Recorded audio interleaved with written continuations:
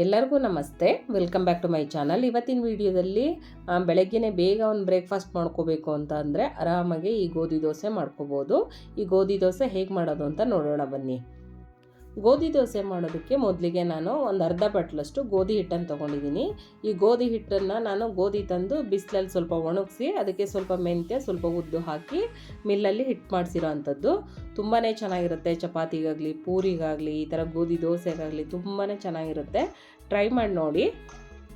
ಈ ಗೋಧಿ ಹಿಟ್ಟಿಗೆ ಒಂದು 3 ಟೇಬಲ್ ಸ್ಪೂನಷ್ಟು ಅಕ್ಕಿ ಹಿಟ್ಟು, 1 ಟೇಬಲ್ ಸ್ಪೂನಷ್ಟು ಮೈದಾ ಹಿಟ್ಟು, 1/4 ಚಮಚದಷ್ಟು ಸಕ್ಕರೆ, ಮತ್ತು ರುಚಿಗೆ ತಕ್ಕಷ್ಟು ಉಪ್ಪು, 1/4 ಚಮಚದಷ್ಟು ಜೀರಿಗೆ, ಮತ್ತು ಸ್ವಲ್ಪ ಸಣ್ಣದಾಗಿ ಹೆಚ್ಚಿರೋಂತಹ ಕೊತ್ತಂಬರಿ ಸೊಪ್ಪು ಇಷ್ಟನ್ನು ಹಾಕಿ ಒಂದು ಸಲನ ಚೆನ್ನಾಗಿ ಡ್ರೈಯಾಗಿ ಮಿಕ್ಸ್ ಮಾಡ್ಕೋಬೇಕು. ನಂತರ ನೀರು ಹಾಕಿ ಸ್ವಲ್ಪನೇ ಚೆನ್ನಾಗಿ ನಾವು ದೋಸೆ ಹಾಕೋ ಹದಕ್ಕೆ ಕಲಿಸ್ಕೋಬೇಕು. ಗೋಧಿ ದೋಸೆಗೆ ನಾನು 1 ಸ್ಪೂನಷ್ಟು ಮೈದಾ ಹಿಟ್ಟನ್ನು ಸೇರಿಸಿದ್ದೀನಿ. ಕೆಲವರು ಮೈದಾ ಹಿಟ್ಟನ್ನು ಇಷ್ಟಪಡಲ್ಲ. ಆ ಮೈದಾ ಹಿಟ್ಟನ್ನು ಸ್ವಲ್ಪ ಮಟ್ಟಿಗೆ ಸೇರಿಸೋದ್ರಿಂದ ಗೋಧಿ ದೋಸೆ ಆರಾಮಾಗಿ ಚೆನ್ನಾಗಿ ಬರುತ್ತೆ, ಹಂಚಿಗೆ ಕಚ್ಕೊಳ್ಳಲ್ಲ ಅಂತ ಹಾಕಿದ್ದೀನಿ. ಮತ್ತು ಸಕ್ಕರೆ ಕೂಡ ಆದರೂ ಅಷ್ಟೇ ಕಲರ್ ಚೆನ್ನಾಗಿ ಬರುತ್ತೆ ಅಂತ ಹಾಕಿದ್ದೀನಿ. ಬೇಡ ಅಂದರೆ ಸ್ಕಿಪ್ ಮಾಡ್ಬೋದು. ಈ ಜೀರಿಗೆ ಆಗಲಿ ಅಥವಾ ಕೊತ್ತಂಬರಿ ಸೊಪ್ಪಾಗಲಿ ಎರಡನ್ನೂ ಹಾಕೋದ್ರಿಂದ ಗೋಧಿ ದೋಸೆ ತುಂಬಾ ಟೇಸ್ಟಿಯಾಗಿ ಬರುತ್ತೆ. ಇವಾಗ ಈ ಹದಕ್ಕೆ ಕಲಿಸ್ಕೊಂಡ್ರೆ ಸಾಕಾಗುತ್ತೆ ಹಿಟ್ಟನ್ನು. ನಂತರ ನಾವು ಹೇಗೆ ಮಾಮೂಲಿಯಾಗಿ ದೋಸೆ ಹಾಕ್ತೀವೋ ಅದೇ ರೀತಿ ಹಂಚಿಗೆ ಸ್ವಲ್ಪ ಈರುಳ್ಳಿನ ಚೆನ್ನಾಗಿ ಉಜ್ಕೊಂಡು ನಂತರ ಹಿಟ್ಟು ಹಾಕಿ ಈ ಥರ ತಿರುಗಿಸ್ಕೊಳ್ತಾ ಇದ್ದೀನಿ. ಆದಷ್ಟು ಈ ದೋಸೆ ಹಿಟ್ಟನ್ನು ಸ್ವಲ್ಪ ತೆಳು ಮಾಡಿಕೊಂಡು ಸ್ವಲ್ಪ ತೆಳುವಾಗಿ ದೋಸೆ ಹಾಕಿದರೆ ಚೆನ್ನಾಗಿ ಬರುತ್ತೆ. ತುಂಬ ದಪ್ಪವಾಗಿ ಹಾಕಿದರೆ ಅಷ್ಟು ಚೆನ್ನಾಗಿರಲ್ಲ ಗೋಧಿ ದೋಸೆ. ಮುಚ್ಚಿ ಬೇಯಿಸಬೇಕು. ಮುಚ್ಚಿ ಬೇಯಿಸೋದ್ರಿಂದ ಚೆನ್ನಾಗಿ ಬೇಯುತ್ತೆ ಮತ್ತು ಬೇಗ ಕೂಡ ಬೇಯುತ್ತೆ. ಮತ್ತು ಮೀಡಿಯಮ್ ಫ್ಲೇಮಲ್ಲಿ ಬೇಯಿಸ್ಕೋಬೇಕು. ತುಂಬ ಹೈ ಫ್ಲೇಮ್ ಇಟ್ಕೊಂಡ್ರೆ ಗೋಧಿ ದೋಸೆ ಸೀದೋಗ್ಬಿಡುತ್ತೆ. ಈ ಗೋಧಿ ದೋಸೆಗೆ ಎಣ್ಣೆಗಿಂತ ತುಪ್ಪನೇ ತುಂಬ ಚೆನ್ನಾಗಿರುತ್ತೆ. ನಾನಿವತ್ತು ಎಣ್ಣೆ ಹಾಕಿ ಮಾಡಿದ್ದೀನಿ, ತುಂಬಾ ಚೆನ್ನಾಗಿರುತ್ತೆ ತುಪ್ಪ ಹಾಕ್ಕೊಂಡ್ರೆ. ಟ್ರೈ ಮಾಡಿ ನೋಡಿ. ಇವಾಗ ಚೆನ್ನಾಗಿ ಬೆಂದಿದೆ ದೋಸೆ, ಎಷ್ಟು ಈಸಿಯಾಗಿ ಕೂಡ ಬರ್ತಾಯಿದೆ. ಮತ್ತು ನಾವು ತಿರುಗಿಸಿ ಹಾಕಿ ಕೂಡ ಬೇಯಿಸ್ಕೋಬೋದು.